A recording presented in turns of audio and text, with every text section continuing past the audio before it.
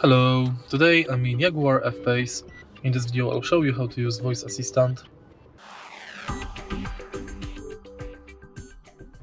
In the beginning, on the steering wheel, press the voice assistant button located right here.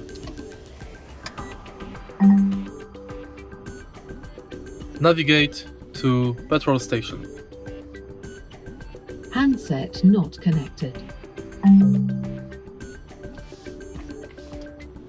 Increase radio volume. I didn't understand that. Please say a command. Increase radio volume.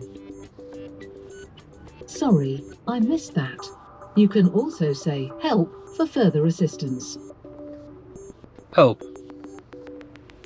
You can say or select a command from the display or choose more commands for further options. More commands. Please choose an option. Radio commands. Say a FM command. FM command. Say a FM command. Tune to RMF Max. Tuning to Vox FM.